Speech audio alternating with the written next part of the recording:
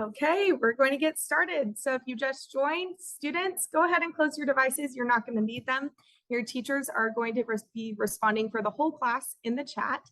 So students, you guys can engage in conversation and your teachers will type it in the chat. And then at the end, you guys will be able to complete the exit ticket. So we're going to get started. This is our third digital citizenship lesson. And today we're going to look at what it means to be responsible online in digital social settings. And so I feel like that's really what sets today apart from some other lessons, because we're going to be talking about how you interact with other people virtually. The goal today is that you guys as students engage in positive, safe, legal, ethical behavior when you're using technology, including your social interactions online on networked devices. You've heard it before, you're going to hear it again. How you interact online has a lasting impact, you guys.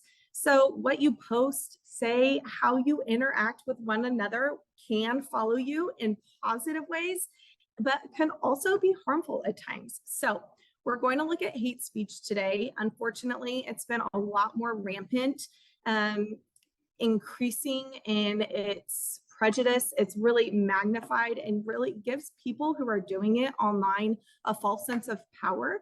And so bullies are able to hide behind screens. They spew nonsense, and it's a problem that really social media plays into because there's a false barrier that's been brought up, and bullies come in hot, and though it's online, it has a horribly lasting impact. So I really want to talk today about how we can combat hate speech and also how to handle our own emotions before we go on social media and think through what we're doing before we do it. So the way that you can be sure that you're being responsible online is thinking through your actions, how you can take ownership of your own well-being, and in turn, you protect others along the way, including yourself. By thinking through your actions and realizing that you have a choice, that's a really powerful tool for you guys to be supporting your peers and protect yourself. So how do you do it? That's a big question, right? How do you combat hate speech online? What we need to do is first talk about what hate speech actually is. So hate speech is a verbal attack that targets someone because of a group that they belong to. So we're going to watch a quick video right now, and I want you to think about how social media might contribute to hate speech while we're watching this video. So let's go ahead and get it started and just think about how social media might be playing into it.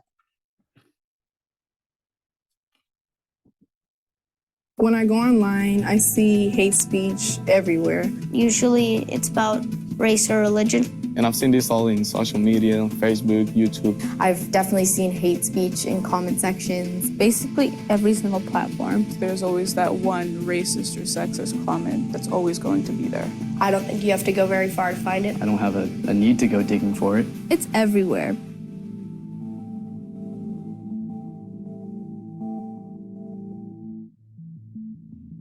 I define hate speech as anything that's threatening or meant to hurt somebody else. Anything you say or do that is like kind of like attacking any part of someone, whether it's like what they look like, their beliefs. I'm not sure of like the exact definition of hate speech. Any way you use your words to oppress or harm somebody else, it doesn't necessarily have to be a derogatory term or a slur. It could just be words that we use in our everyday sentences. The meaning of it has become really vague, or at least really wide. Someone is no longer just being offensive when what they're saying is marginalizing or hurting a whole community of people. For example, their religion, their race. If that's what you're going for, that's no longer just you being mean. That's hate speech.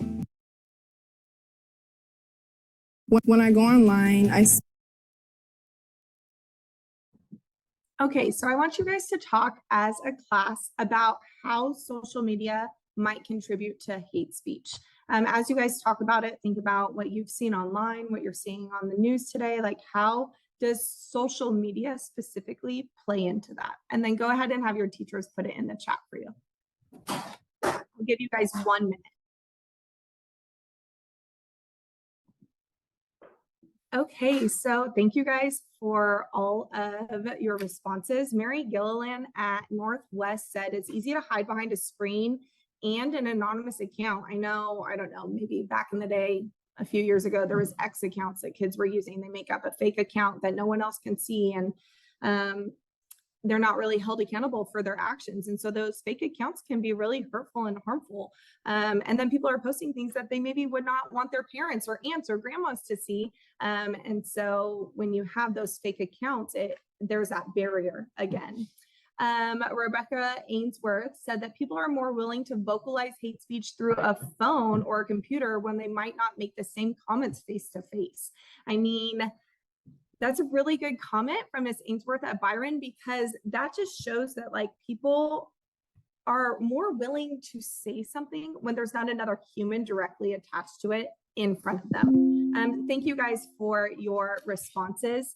We are going to a little bit more of that video in a little bit. But first, I want to talk about the problem with social media is that people are still being bullies. Social media isn't bad in and of itself. We all use it, we all enjoy it, but it gives bullies that platform because they feel like since it's happening virtually, it's not as bad. But really, it doesn't mean that it isn't someone else bullying another person. That's still happening. It's just called cyberbullying now.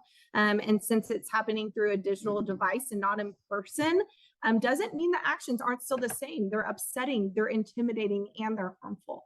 So when we're looking at cyberbullying, I want you guys to think about everything you just said. That hiding behind the screen is, I think, where it's easy to remove human interaction and you disconnect from the person or people on the other side. The screen gives people a false sense of security and confidence, since you don't have to see other people's reactions, emotions, and you don't necessarily feel like it's in real time. So the repercussions are not immediate like an in-person altercation might be, right? And so you have a delayed reaction. It might be hours, a week, a month, years until you see the repercussions of what you're doing online. The other side of that, though, is that the online world does give you a sense of like immediate affirmation, like you're immediately heard, your thoughts immediately go out into the world. And so you feel a little more connected, but without connecting to actual humans for that affirmation, it's no wonder it's become a place that like those negative interactions can be fanned, like the fire is fanned in those situations. So I want you guys to watch the second part of this video and think about what actually drives a person to act in such an aggressive way online.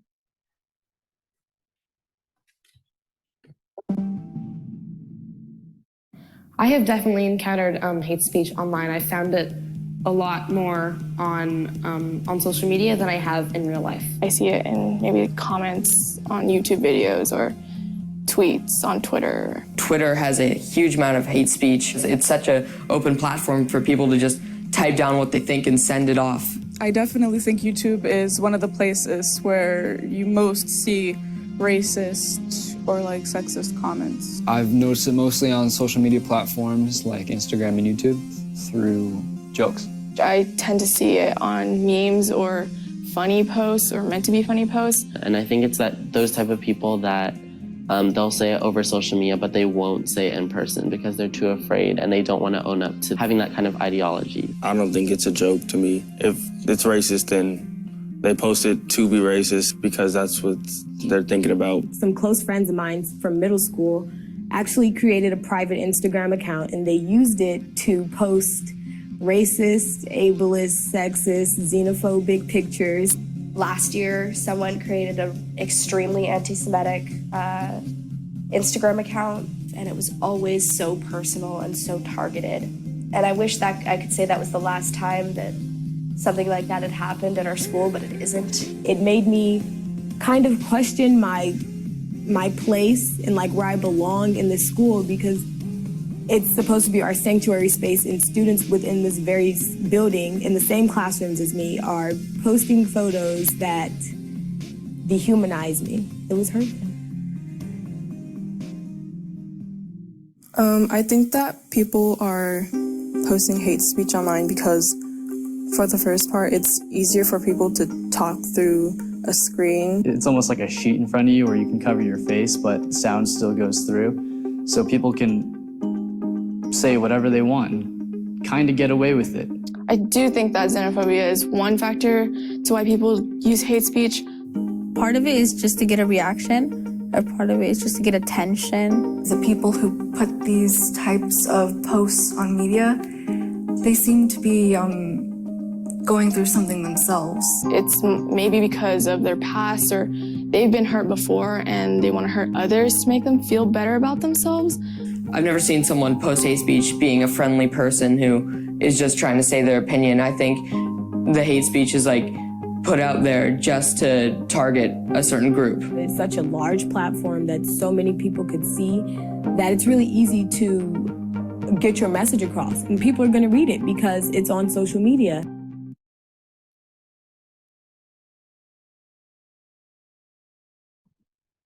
I think there's something to be said when he said it's like a sheet goes up above someone, but your voice still comes out. And so that that visual of like you're not showing who you are, but you're still saying things. And though you may not be a bully, what you said might be offensive, even if you didn't intend for that to happen. And so when people maybe aren't a bully, but they say things online, it might be coming from a place of not malice, but maybe just how you are in your own personal space, and what your mood might be that day, how you're feeling personally. And so when we talked about earlier how we're going to look today when you post online, how are you feeling? This is how you take ownership. So as a class, I want you guys to look at this mood meter right now and think of where on the mood meter do you think people are when they post hate speech? In the chat, all I want you to do is post the color or colors that you think people land in when they're posting hate speech. So whether it's green or red or yellow or blue, go ahead and type those colors are. Where do you think they are when they're posting hate speech online?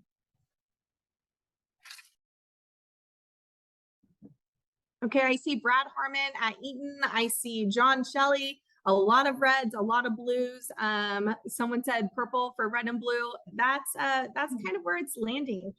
Notice not all of this is malicious. Some of this is that you're nervous or worried or uneasy, embarrassed alone. Like some of it is enraged and livid, sure, but living in that blue and red zone when you post online, like chances are you're hurt, and hurt people hurt people. And so just be mindful and cognizant of when you're about to post online, because though you may not be a bully, if you're in that headspace, it could still be hurtful. And because it's hurtful, it could be harmful. And so that's what we want to kind of sway away from. So you really want to live in that green and yellow zone. Make sure you're in a good headspace before you post online.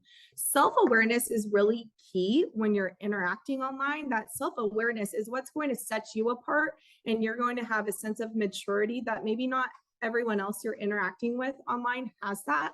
But because you're thinking of that, because you're posting when you're upbeat or motivated, or you feel secure and at ease, that is going to set you up for success online. So I want you guys just to think about your content.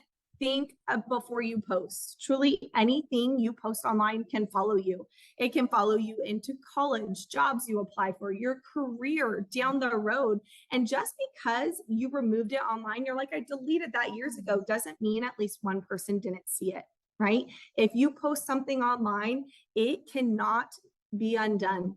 Okay. And if someone saw it and it was hurtful, you can't really undo that either. So be sure that you're thinking about who your audience is before you post. Think about who it's targeted for, and be sure that you guys are cognizant of how you are feeling. Get a pulse of who you are at the moment, because who you are and why you're about to post to social media really does matter. Are you showing a side of yourself that you're proud of? Or are you revealing too much about yourself? Are you nervous that if you said that today, are you going to be proud of that tomorrow? I mean, I really want you guys to think about, even if you don't mean to be offensive, think through the lens of how what you're saying might be interpreted or misinterpreted. We want to be sure that we are interacting online in a respectful way. Be kind to one another, put other people first, turn away from any drama that might be online, the nonsense, just don't have any part of it, and stand up for each other, because we want to be sure that we're building a world and a community that we're proud of and that we want to be part of. So make sure you're being kind and brave and courageous online, you guys. I hope today was beneficial for you. I know I didn't say anything you haven't already heard or you're not already aware of, but I just really wanted to bring a renewed perspective of how you can interact with one another online, thinking of others and yourself. We would love to hear your positive takeaways today in any of your posts. Just use the hashtag #OneToWorldPromise. And we just really loved your participation today.